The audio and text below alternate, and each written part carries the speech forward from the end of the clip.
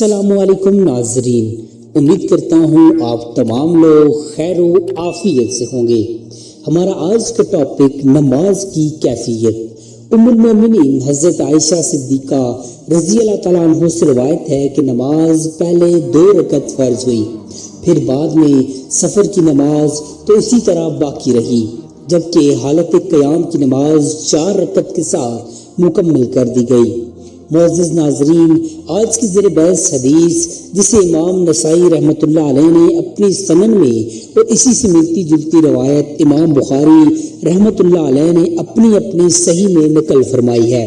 دراصل قول ہے ام المومنین حضرت عائشہ رضی اللہ تعالی عنہا کا، جس کا تعلق نماز کے ابتدائی فرضیت سے ہے، کیونکہ مسئلہ شریعت مطہرہ کا ہے اور شریعت کو لانے اور سمجھانے والے رسول اکرم صلی اللہ علیہ وآلہ وسلم ہیں۔ آپ ہی نے نماز کی ساری کیفیات، اس کی ترتیب، اس کی دعائیں امت کو تعلیم فرمائی ہیں، اسی لیے ہم اسے بھی حدیث کا درجہ دیتے ہیں، اگرچہ الفاظ روایت کی روایہ حضرت عائشہ رضی اللہ تعالیٰ عنہا کے ہیں۔ آپ رضی اللہ تعالیٰ عنہ فرضیت نماز کے آغاز کو بیان کرتے ہوئے آگاہ فرما رہی ہیں کہ نماز ہائے پنجگانہ جس طرح اب اپنی تکمیلی شکل میں ہم ادا کر رہے ہیں کہ نماز ظہر، نماز عصر اور نماز عشاء کی 4 فرض رکعت ہیں، جبکہ مغرب کی 3 اور فجر کی 2 رکعت فرض ہیں۔ آغاز میں اتنی رکعت پر مشتمل نہ تھی، بلکہ 5 نمازیں 2 رکعت پر مشتمل تھی۔ بعد میں اللہ رب العزت کی طرف سے ان کی فرض رکعت کو تکمیلی شکل دی گئی، جس طرح آج ہم سر انجام دینے کی سعادت حاصل کر رہے ہیں۔ یہ دراصل بڑی گہری اور کلیدی بات ہے اور شرائع اسلامیہ کی فرضیت کا بنیادی فلسفہ اور حکمت ہے۔ اس حکمت اور فلسفے کو ہم تدریجی مرحلے کا نام دیتے ہیں، یعنی انسان کے فہم و ادراک، اس کے تحمل و برداشت اور اس کی قوت و تعمیل ایک زاویے کی خبر رکھنے والی علیم و خبیر ذات کی حکمت کا یہ تقاضا ہوا ہے۔ ایک تو سارے ہی احکام یکبارگی فرض نہ کیے جائیں، اور دوسرے یہ کہ ہر فرض حکم کا سارا وزن ایک ہی دفعہ میں نہ ڈال دیا جائے۔ چنانچہ ہم دیکھتے ہیں کہ شریعت مطہرہ کے سارے احکام ایک ہی بار نہیں اتارے گئے، بلکہ تدریجاً مرحلہ وار اور گریجولی نازل کیے گئے۔ کئی مہینوں اور سالوں کا وقفہ رہا، اور جب کوئی اہم حکم فرض ہوا تو اس کی ایک اجمالی صورت میں اولاً آگاہی بخشی گئی، اور حکمت الہیہ نے جب مناسب سمجھا اس کی تکمیلی صورت عطا کر دی گئی۔ یہی وجہ ہے کہ دین کے مکمل ہونے کی خوشخبری کو رسول اکرم صلی اللہ علیہ وآلہ وسلم کے حج یعنی حجۃ الوداع تک مؤخر رکھا گیا، جو 23 سال کا عرصہ ہے۔ ان 23 سالوں میں تدریج کے ساتھ احکام اترتے رہے، ایمان و یقین کا لیول بڑھتا رہا، اوامر و نواہی آتے رہے، اور اہل ایمان بڑھ کر ان کا استعمال کرتے رہے۔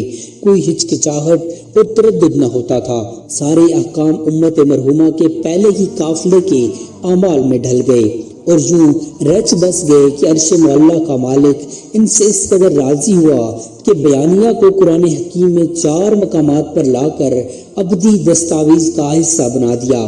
آئیے ہم بھی گواہی دیں کہ اللہ ان سے راضی ہوا اور وہ اللہ سے راضی ہو گئے، کہ ایمان کا یہی تقاضا ہے۔ معزز ناظرین، زیر بحث مسئلہ نماز کی اولین فرضیت کا ہے۔ اب ہم اسی سے متعلق چند دیگر امور کا تذکرہ کرتے ہیں۔ علامہ قرطبی رحمۃ اللہ علیہ نے اپنی مایہ ناز تفسیر قرآن میں ایک آیت مبارکہ کی تفسیر کے ذریعے سے حضرت حسن بصری رضی اللہ تعالیٰ عنہ اور حضرت قتادہ رضی اللہ تعالیٰ عنہ کے حوالے سے نقل کیا ہے کہ آغاز میں نہ صرف یہ کہ نمازیں 2 رکعت پر مشتمل تھی، بلکہ مکی دور میں صرف 2 نمازیں یعنی فجر اور عصر کی نماز پڑھی جاتی تھی، اور دونوں 2 رکعت پر مشتمل تھی۔ وہ آیت یہ ہے، یعنی اللہ تعالیٰ کی تسبیح و تمجید کیجیے صبح اور شام کو۔ ذہن میں رہنا چاہیے کہ 2 رکعت نماز، جسے ہم عموماً دوگانہ کہتے ہیں، نماز کا ایک مکمل یونٹ ہے، یعنی ان 2 رکعات میں قیام، رکوع، سجود اور قعدہ پائے جاتے ہیں۔ یہی ارکان 4 رکعت والی نماز میں ہوتے ہیں۔ فرق صرف رکعت کا ہے۔ مزید برآں جو کچھ 4 رکعت میں پڑھا جاتا ہے وہی 2 رکعت والی نمازوں میں پڑھا جاتا ہے۔ تکبیر تحریمہ، ثنا، سورہ فاتحہ، ضم سورت، تسبیحات و تکبیرات اور تشہد کے الفاظ غرض کے سب کچھ وہی ہے، اس لیے مناسب ہوا کہ 2 رکعت یعنی دوگانہ نماز سے ترتیب اور تعلیم کا آغاز کیا جائے۔ بار بار کے اس عمل سے جب یہ سب کچھ اذہان و قلوب میں سما گئے اور اعضاء و جوارح اس کے عادی ہو گئے اور ذوق و شوق پروان چڑھ گئے، تو تقاضۂ حکمت ربی یہ ہوا کہ ظہر، عصر اور عشاء کی نمازوں میں 2 رکعت اور مغرب کی نماز میں 1 رکعت کا اضافہ کر دیا جائے۔ البتہ سفر کی حالت میں 2 رکعت والی پہلی سہولت کو برقرار رکھا جائے کہ خاص مسافت کے لیے 4 رکعت والی نماز 2 رکعت، 3 رکعت والی 3 رہنے دی جائیں، اور نماز فجر تو ہے ہی 2 رکعت والی نماز، 4 رکعت، 3 رکعت اور 2 رکعت کے لیے کس نماز کا انتخاب کیا جائے، یہ صرف اور صرف شریعت عطا کرنے والی ذات کی حکمت پر مبنی ہے اور بس۔ اور یہ بھی کہ کس نماز میں قرأت اونچی آواز میں ہوگی اور کس میں دھیمی اور پست آواز میں۔ یہاں ہم بطور خاص ایک اور بات کا تذکرہ بھی ضروری سمجھتے ہیں کہ حضرت عائشہ رضی اللہ تعالیٰ عنہ کی اس وضاحت سے یہ بھی معلوم ہوتا ہے کہ کسی نماز کے لیے کم از کم رکعت 2 ہی ہیں، کیونکہ یہ ایک مکمل یونٹ ہے۔ 2 سے کم رکعت کی نماز کا کوئی تصور نہیں۔ نماز وتر میں بھی دوگانہ نماز کو مزید 1 رکعت کے ساتھ وتر یعنی طاق بنایا جاتا ہے۔ یہاں یہ بھی یاد رہنا چاہیے کہ ہم فرض رکعات جو کل 17 ہیں کے ساتھ کچھ رکعات فرض سے پہلے اور کچھ بعد میں ادا کرتے ہیں۔ یہ دراصل سب نوافل ہیں جن کی تاکید زیادہ ہے، ہم اسے سنت مؤکدہ کا نام دیتے ہیں، اور کچھ اس سے کم درجے کی ہیں تو انہیں غیر مؤکدہ کہتے ہیں۔ مگر یہ ضرور ملاحظہ فرمائیے کہ 4 رکعت کے مقابلے میں 2 رکعت والی سنن مؤکدہ زیادہ ہیں۔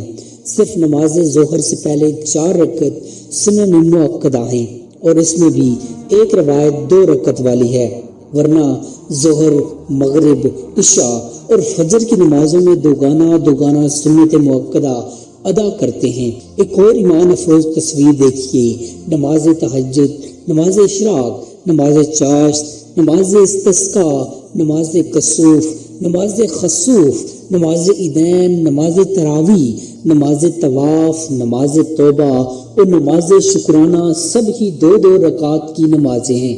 اگرچہ نفل نماز 4 رکعت کے ساتھ بھی پڑھی جا سکتی ہے، مگر ترویج اسی کو ہے کہ 2 کر کے پڑھی جائیں۔ رسول اللہ صلی اللہ علیہ وآلہ وسلم پر نماز تہجد فرض تھی۔ آپ صلی اللہ علیہ وآلہ وسلم نے ہمیشہ اسے 4 دوگانوں میں ادا فرمایا۔ صحابہ کرام رضی اللہ تعالیٰ عنہ جب آپ کی اس نماز کا تذکرہ کرتے ہیں تو ایمان و محبت کا ایک ایسا نظارہ ہوتا ہے کہ حتیہ الفاظ میں نہیں آ سکتا۔ مثلاً فرماتے کہ 2 رکعتیں کیسی 2 رکعتیں کہ ان کی حسن اور طوالت اقامت پوچھو تو کتنی لمبی رکعتیں اور کتنی حسین ہوتی تھی۔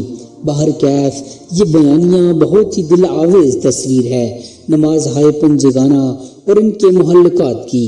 اللہ پاک ہمیں نماز کی ادائیگی کا ذوق و شوق نصیب فرمائے، آمین۔ امید کرتا ہوں آپ کو ہماری آج کی ویڈیو پسند آئی ہوگی۔